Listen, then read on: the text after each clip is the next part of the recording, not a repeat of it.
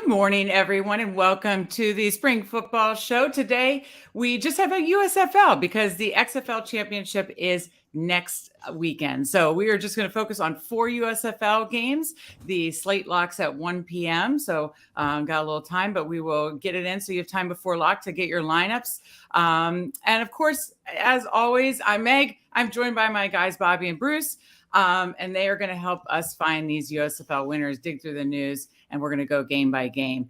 Before we do, of course, if you're coming in, hit that like button. We really appreciate it. And let me say hi to my guys first. Bobby, coming off another NBA win last night. You shipped to USFL last week. I mean, the heater just continues. We love to see it. How are you doing? And you're going to try to roll into a back-to-back USFL week, I hope. Yeah, I did. Well, didn't quite ship USFL last Okay, week. it was a collective great week then. Yeah, I got second and fourth, and what was that? It was I think it was $180 was that 2 max contest that they Okay. had. So yeah, second and fourth place, and that won one of those 222 tickets for. I think I've got like a bigger 222 contest coming up in a couple weeks. So I've seen I get a couple of tickets for that contest already. So hopefully can. Actually, I don't even know if they've got satellites for it, but if there's satellites, I'll chase some more tickets for that and try and max that thing out. Yeah. So yeah, I mean, a good XFL or USFL slate last week. XFL was not quite as kind to me. Blanking on the dude's name on Arlington that went off, but had zero of him, so was not live at all there.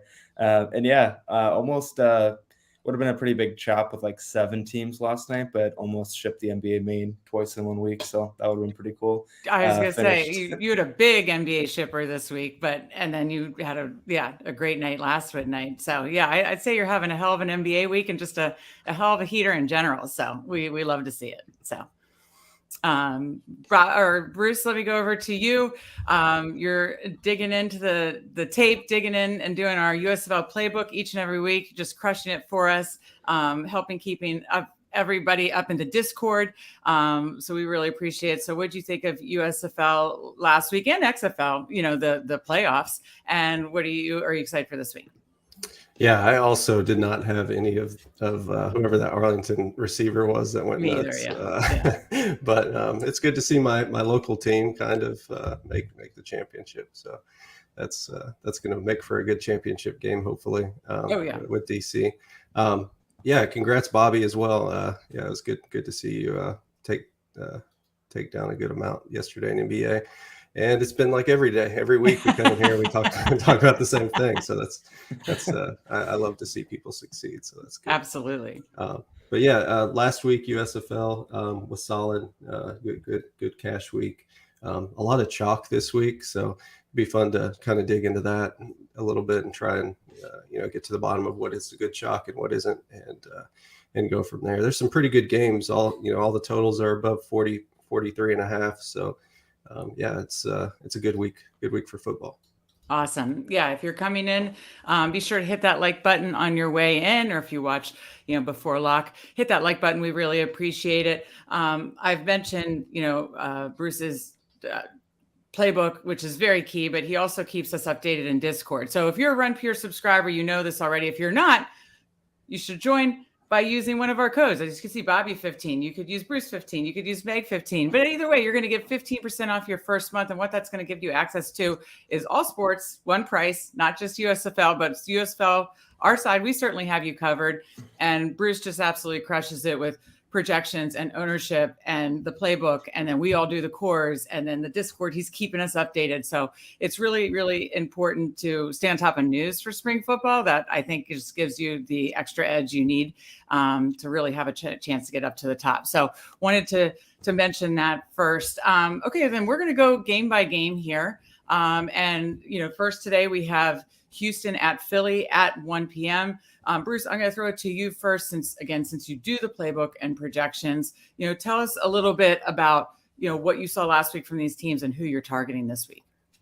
Yeah, I think this should be the most popular game of the week. I've already seen the total go up, not a whole lot, but half a point. Right. I think it's the only total that's moved at all. Should be a pretty defenseless game. Both teams haven't played much defense this year, so I can see why it's going to be popular.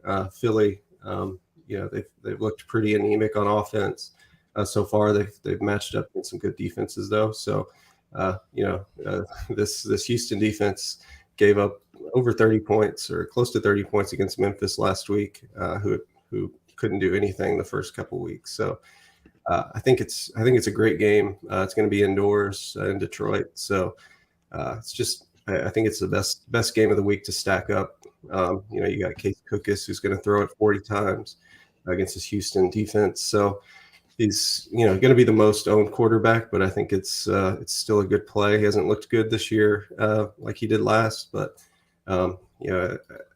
Houston can't stop anybody. The other quarterback for the quarterback for Houston, Kenji Bahar, his ownership is going to come in probably around 5 to 6%. Last week they got Mark Thompson back and ran the ball quite a bit.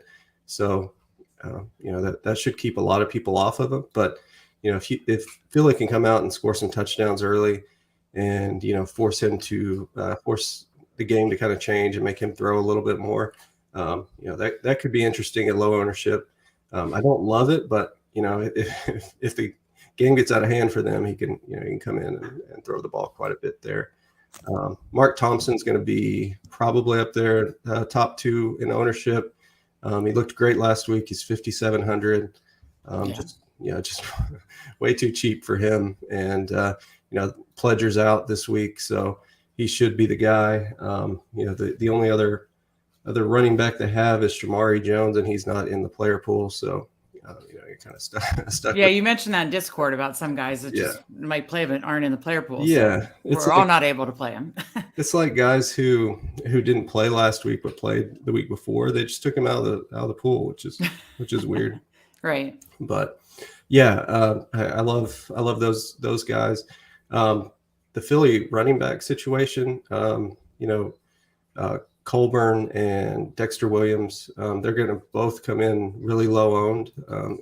And if for some reason Cookus isn't getting the touchdowns, those guys are going to be really low owned. Colburn looks solid. He's projecting for about 5% ownership. Dexter Williams got about the same amount of snaps. He's 5,900. You could take a chance there as well. So I don't hate that. Coleman and Gray, the Philly wideouts, they're gonna have some ownership, but for good reason. Coleman's going to be about 50% owned, probably higher in cash and in single entries. I think he's been one of the better wide receivers this year. Right.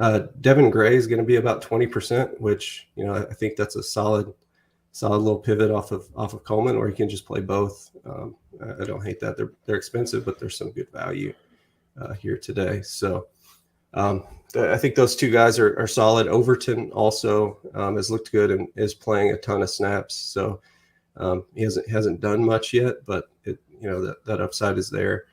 And on the Houston side for receivers, Justin Hall has just smashed the last 2 weeks, and he's too cheap. He's going to be owned because he's 5,300. I think he scored 3 touchdowns the last couple weeks. So I like that, and I think that's pretty much it. Josh Peterson for Houston is 2,700, the tight end, and having projected pretty well there. So yeah, I love this game. It's probably the best one on the slate for offense. Yeah, right out of the gate. And so I was going to say, if you're stacking up with Cookus from Philly, they do have a pretty narrow target tree with Coleman, Gray, and Overton, right? If you wanted to single or double stack that. Exactly. Yeah, they do rotate some guys in and out, but yeah, it's mostly those 3. They do have Roland back as well. He played about 30% snaps last week. I think maybe it was more. Somewhere around there. So yeah, those 3 guys are the main targets so far. Yeah, and Bruce has Playbook, like I said, is awesome. That's on the site, but the Discord, he also drops in, a database that, will break down run pass rates and, percent of snaps last week, and just really those advanced stats that can really help you make these decisions too. So definitely check that out if you are a member and in Discord. Bobby, I'll go over to you for this first game. Bruce likes it a lot. Do you like it too? Are you stacking it up? And if so, who? Yeah, I'm on the same page as Bruce. I mean, we've especially seen, how much work that Corey Coleman's got. And I mean, I think too, we're going to see, Devin Gray had a lot of ownership early in the season. So, I think only being a few $100s more, that's also an easy pivot. So, you've got wide receivers that have a ton of volume. You've got a really good chalk running back. You've got two of the best quarterback plays on the slate. I know that Kenji isn't projecting quite as well as some of the other quarterbacks, but that potentially $2,000-$3,000 savings.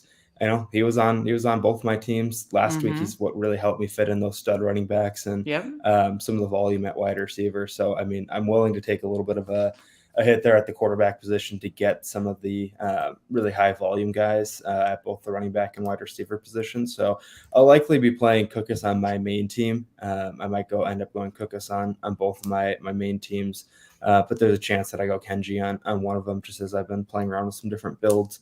You're able to fit in potentially like a Wes Hill, a Thompson, and if you go Kenji, you might even be able to grab both the expensive Philly receivers, which I don't think that most people are going to do. I think pretty much everyone is going to rightfully load up on Corey Coleman. But I think that Devin Gray's got plenty of upside. And one thing that's really stood out to me this week too is the value tiers as far as like how lineups work together and are and fit. There's a lot of viable guys in that 3 and low 4K range. So like a few of those plays, like Bruce had mentioned, Overton looks good, had a lot of volume last week, and then obviously Justin Hall too. So you're able to get multiple run backs with Philly stacks. Like it's it's probably going to be one of those things where load up on this game and tell everyone else catch me if you can. Yeah, I like it. And you might go back to your hero from last week in Kenji for one of the lineups too then. Yeah, like that price tag. I like that. Yeah, like that price tag. Okay, let's go over to our second game, which is tonight, Memphis at Michigan at 7:30 this evening. So again, Bruce, I'll go to you first in doing the playbook. What did you see in this game? Who are you targeting? Yeah, there's some injuries in this one. Alex Collins is out for Memphis. So we should see a lot of Kareth White and Juwan Washington. I know Kareth White has been with quite a few NFL teams. I was looking it up earlier. He was Devin Singletary's backup at FAU. Oh, was he? Okay. Yeah, he was pretty good in college. I think he's been with like 5 or 6 NFL teams as well prior to this. And I know Juwan Washington, I think, was with Oakland before they moved. Okay. Well, so that dates it a bit. Yeah. Yeah. So he's good as well. They just haven't looked great. I just don't love Todd Haley's offense. So mostly staying away. They did bring Cole Kelly in at quarterback last week. I think he's like 6'7", 6'8", and he runs a little bit. It's not pretty to watch, but he does run a little bit. I like Michigan in this game. I think it's going to be pretty defensive for them, and they're able to run and pass a little bit on this terrible Memphis defense. Reggie Corbin is playing this week. He was questionable and didn't practice fully like the beginning of the week. So, but I think he's good to go. He didn't play a lot the second half last week, but he's priced up. He should be lower owned just because of everybody playing Thompson and Hills this week. So if you want a good tournament pivot for a guy that may not be 100%, he's not bad. Stevie Scott also 7,100, so not as pricey, but like I said, Memphis hasn't been able to stop anybody this year. So I like this Michigan offense to do a couple things. With Memphis trailing this game most of the time, I do like some of these receivers on that side. Ryan McDaniel is 3,200. and I think he caught a touchdown last week, and he's targeted 6 times, and it just looks like one of their better receivers this year, with a better passer back there now in Kelly. I don't hate that for a punt as well. Derek Dillon also is back, 4,500. They're missing Rashard Davis, and that's one of their big pieces. So these Memphis guys are all priced pretty low, so it's a good place to go if you want that that one-off guy. I think those are some good plays. Also, Trey Quinn for Michigan, 3,300, scored again last week. Just been really good for Michigan. So I don't hate that. Joe Walker as well is just heavily targeted. He is priced up, and the ownership should be low. So if you like that game a little bit, that's not terrible. Look at these tight ends real quick. Don't see anything really. Hicatini is out for Michigan, so maybe Ball gets some more balls his way. Also, J.J. Wilson scored last week, 1 week back after being injured. So I really like the Michigan defense, though. That's what I was going to ask about. Do we just pay up for defense in this situation? They project really well. So, and they're going to be the most owned for sure. Right. Just this Memphis team, especially if they have to throw. Their pass rate this year is their 65% pass rate. It's just a good spot for the Michigan defense. A lot of balls in the air, so they can make some plays on those. Could be a big day for them. Right. Well, that's what we're looking for. Dropping back, and when we're targeting defenses, and then like you said, Michigan has a good defensive line too. So yeah. All right, Bobby, what, with all that said, are you, just kind of looking at the defense, or are there some of the skill players that you're interested in this game? Yeah, I mean, I don't mind Trey Quinn as a punt, like Bruce mentioned. I'm always especially a little bit of a sucker for the former NFL players that are in the league, with not only because of the name recognition, but just in general, from a talent perspective, they just, I feel like, tend to succeed in some of these spring leagues for the most part. But the problem is, with how roster construction is working, I mean, and if you're already playing, loading up on that first game, you can just play, another punt wide receiver from that game and have it fit your stack or fit a game stack. So I don't mind getting to Trey Quinn if he fits your build, or he's just something that you want to play as a one-off at all. But mainly interested in the Michigan defense and Reggie Corbin. I'm not gonna really be much exposed to the pass game. I mean, I think in my two main teams, I'm planning on fading the pass game in both the quarterbacks in this one, and mainly just looking at the Michigan defense. And Reggie Corbin, who a couple weeks back was the guy that he was awesome. He was low on that week too. I mean, I think he's projecting for definitely more ownership this week, given the matchup, and obviously the running back defense correlation is nice, but it's gonna be hard to fit in there at 10K, especially if you're already playing Cookus and you're already playing Coleman, you're spending up on defense. I mean, just playing with some of the different builds and stuff, it's harder to fit him in there. So maybe he comes in a little bit lower than that ownership, but we'll see. That's my main interest in this game. Okay. Well, sounds good. We'll go over to the Sunday games. Obviously, we have 2 on Sunday as well. Starting at 3:30 tomorrow, we have New Orleans at New Jersey. And I believe you said, Bruce, in Discord that New Orleans pass core, receiver core is really thin. And so tell me a little bit about that, and then who you're targeting. Does that make you want to target the New Orleans passing game more? Yeah, so Johnny Dixon is out. So they only should have 4 active wide receivers. That's thin. Yeah. And they do have Sage Surratt, a tight end. So which we've been you've got us on him week 1, and we've been on him all season. Yeah. He's such a good play. I just don't see locking him in there tomorrow. It's just so thin. And D. Anderson is going to be in there starting at he's super cheap, 3,900 for him. So there's just so many good cheap plays from this New Orleans offense. And I'm going right back to West Hills again. It's looked so good the first couple weeks, and he is 9,500, so he is priced up, but I just think he's a good chalk this week. 60% owned, most likely. So it's if you fade, he can definitely have a big game, as he showed last week.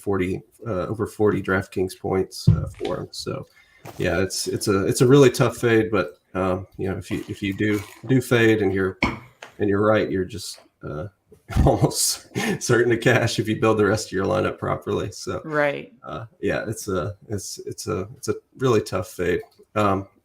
The quarterback spot, McLeod Bethel Thompson is going to be really low owned. I think with a lot of people on West Hills, his ownership is going to be a lot lower than I think it should be. So I definitely threw him in some tournament lineups. Along with DeAndre Johnson. I think DeAndre Johnson's probably one of the better. I think he's the best cheaper quarterback option. He ran, I think, for 95 yards last week, got 100% of the snaps. So, if he does that again this week, 8,200, he's kind of like Bahar was last week. He can fit in the rest of the expensive guys.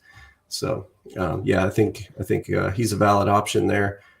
Trey Williams came back last week for New Jersey, and he didn't look great, but it was his first game back, and he's a pass catching wide receiver or running back. He's only 7K. I don't think he's bad to take a chance on. He's going to be like less than 5% owned, and he does have upside. He played really well in this league last year, so I think he's a solid play. New Jersey, the receivers.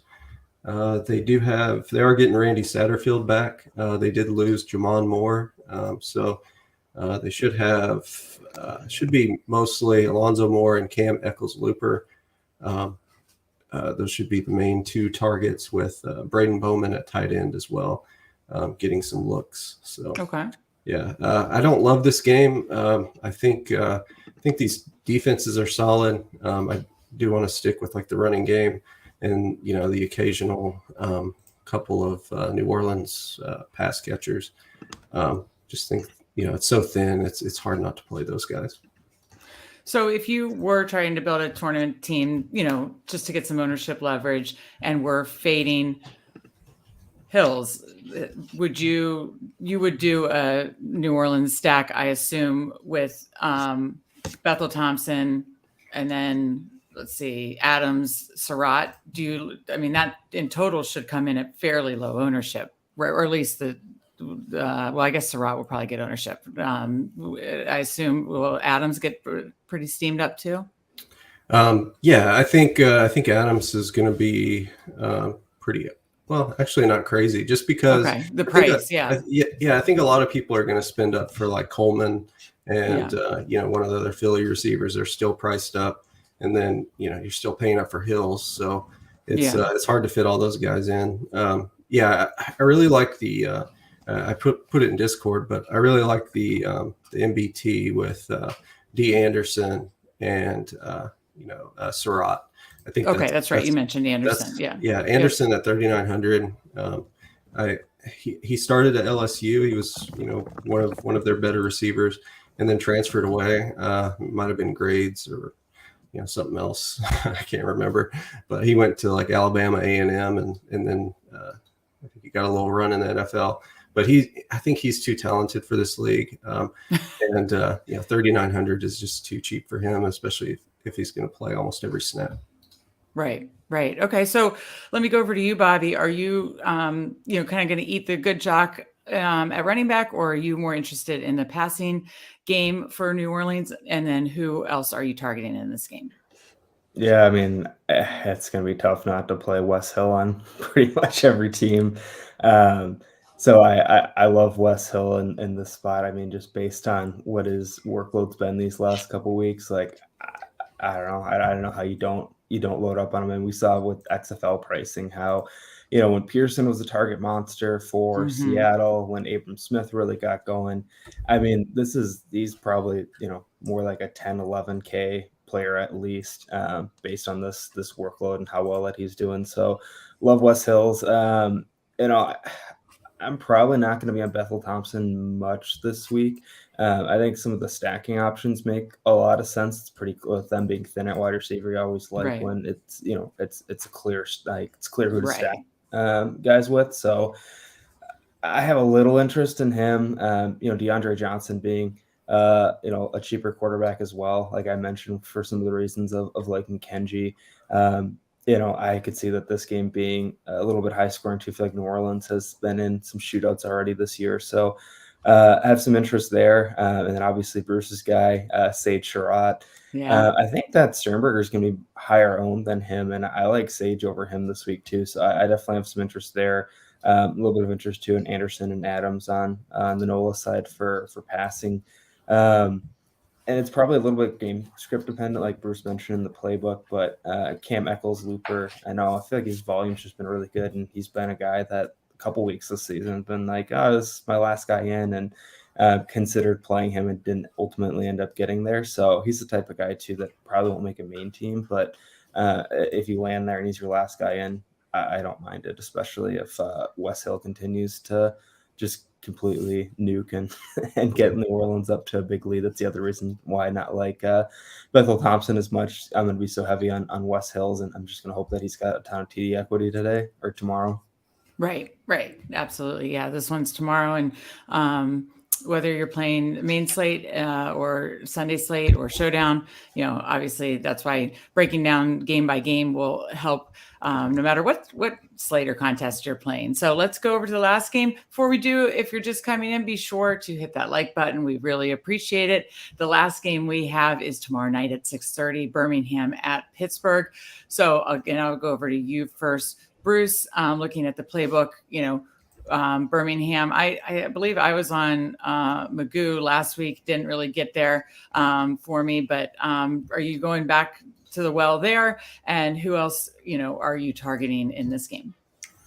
Yeah, I think Magoo is fine this week, but I like a couple other options. I think I'd rather pay down for DeAndre Johnson this week, but just because of that, I think Magoo is going to be lower owned.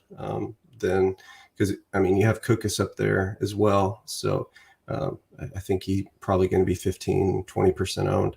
So I don't hate it, and it is the late hammer of the week. So Sunday night hammer. That's right. Somehow these guys fail, you have that guy going late for you. So I don't hate it, especially as an ownership play. Pittsburgh has been solid against the run, probably one of the better defenses in the league so far, and they've looked good. Their offense is just killing them. So they can't move the football, and then put their offense in bad spots, and they give up points that way. So I don't love this game, but it could go crazy if these these special teams, like Pittsburgh has probably the best special teams in the league. They can put Pittsburgh in good spots.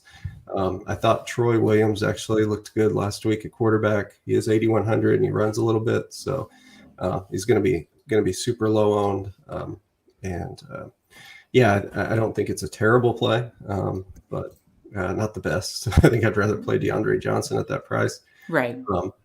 When you look at the Pittsburgh running game, they've been terrible this year, it's tough to play any of those guys. CJ Marable should start for Birmingham, 8,100. Didn't have the best game last week, but he does have pass catching upside there. They only have two active running backs with him and White, so don't hate that spot. He'll just have to get a touchdown most likely against Pittsburgh. The receivers, Davion Davis, I think, is one of the better, cheaper options on the slate. Had a big touchdown last week, and just looks really good. I think Magoo loves throwing to him, so if you have Magoo lineup, probably put Davis in there. They are pretty short as well. I think let's see, they had Myron Mitchell and Michael Darius out. So should be 5 active guys, Watkins, Kane, Davion Davis, Adrian Hardy, and Josh Johnson. If you played college, Josh Johnson was pretty solid for us at Tulsa and was a big play guy, just, hasn't played this year. I think with Myron Mitchell out, he's probably going to step in there. He's not a terrible play if he was in the pool, but yeah, he's not not in the pool. So yeah, and then receiver or tight end, Sternberger's a great play. Thad Moss, I think, is back this week. So okay. Petway got a little banged up last week and didn't play a ton. Yeah, I think that's mostly it. I do like the Birmingham defense. I think they're probably one of the better plays on the slate, right, with the Pittsburgh offense being, that makes a ton of sense. Yeah, so I think that's pretty much it for me. Bruce, I have to ask you, being our college, guy at RPS, or just how Bobby said, kind of leads to some of the guys with the NFL pedigree. Are there just some college heroes for you that you just have a soft spot in your heart that in the US or these spring leagues in USFL that you're like, I got to play them just because they were so good to me in college? Yeah. So before I started RPS, I had my own website, and Big T was over there with me. We had our own back when Slack was a thing, and we had our Slack, and Sternberger was actually one of my guys. So yeah, there you go. We go way back. Even though he's an Aggie, I don't like the Aggies. My wife graduated from UT, and I've been a big UT fan my whole life. But I still, he's one of my guys always. I love tight ends because I play tight end as well. Okay, well the extra soft spot. Exactly. Yeah, Sternberger. I like it. Mm-hmm. It's just funny how some of those DFS plays, like if they're good to you once, you kind of have to be loyal to them and want to keep going back to them. So I had to ask from the college perspective. All right, Bobby, the Sunday Night Hammer. Bruce broke it down great, but is there anybody that you're specifically really interested in? I know we have a little more interest in the Saturday games or some maybe the first Sunday game, but any interest in this game? Yeah, more interest in Birmingham on the defensive side. I definitely think their DSTs in play.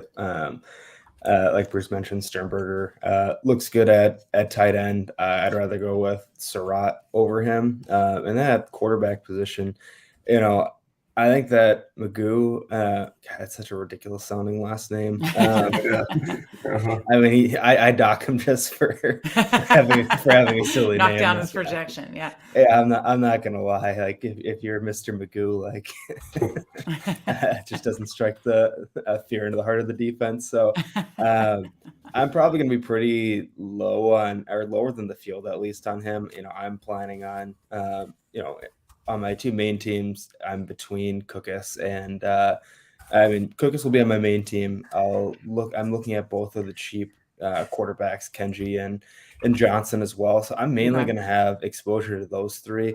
I don't mind having a little bit of Magoo and a little bit of Bethel Thompson, like I mentioned, just because the target options are so concentrated there. Right. So I don't mind, like I said, don't mind the defense. I'm just not super excited about this game. I think Pittsburgh plays a little bit slower too. It's just not a ton of interest for this one. And on my side, I think that Magoo probably could get a decent amount of ownership too. So, there's some spots that we like that are going to have ownership, and I'm more so just going to be way overweight on the stuff that I like and be pretty low on this game, to be honest. Yeah, that makes sense. I mean, that's, sometimes even in a 4-game slate, you can cross out one or two and, stack them up. And if one goes off, we saw that a lot in the XFL season. One game just went nuclear and you wanted most of your pieces from that game. So, I think that can happen a lot in these spring leagues on these 4-game slates. Nothing wrong with that at all. We're going to get to these guys' plays of the slate. Before we do, whether you're just joining us, whether you're on your way out, please hit that like button. We appreciate it. Again, remember, if you want to subscribe, if you don't have a subscription yet to RPS, you're going to get access to the Playbook, the Chords, the Discord, all the late news, which is so key in spring leagues. Use any of our codes, Bobby15, Bruce15, Meg 15. But thank you for joining us. We appreciate it. We're going to get these guys plays of the slate now. Bruce, I'll go over to you first. Who is your play of the slate this week for the USFL? I'm going to go D. Anderson, I like it. the wide receiver for New Orleans. Just think he has a big game. Okay. Yeah. And makes sense. We talked about how that target tree is narrow, and I like that call. So Bobby, I'll go to you. Who is your USFL play of the slate this week? Yeah, I'm gonna go with Sage Surratt. I mean, I think that he'll have some ownership. I mean, I'm seeing right now, looking at Bruce's projections, that he's projected for about 26% ownership. I think with Sternberger at a similar price tag and people trying to spend up so much at the running back and wide receiver spot, and just some of this really good, like, mid-tier value, like a Justin Hall, or a Mark Thompson. I think he's actually probably going to get squeezed a little bit and actually be a little bit lower owned than that. So give me Sage, have him be another target monster this week. Hoping for, maybe he's going to catch 8-9 balls, get us 100+ yards and a tutty. Okay, I like it. Well, I mean, I'm going to give two that I think in tournaments, if you wanted to just fill out that stack, you could play Bethel Thompson at quarterback with the two core plays here. And then I really do like the call, looking at the playbook and the projections Bruce has in there for Mark Thompson, certainly a run back in the whole Philly-Houston game. That's a game we're just looking to stack up. So I think that covers it for this week. Thank you guys so much for joining us. We really appreciate it. Good luck in your contests. And for Bruce, for Bobby, I'm Meg, and we will see you next time.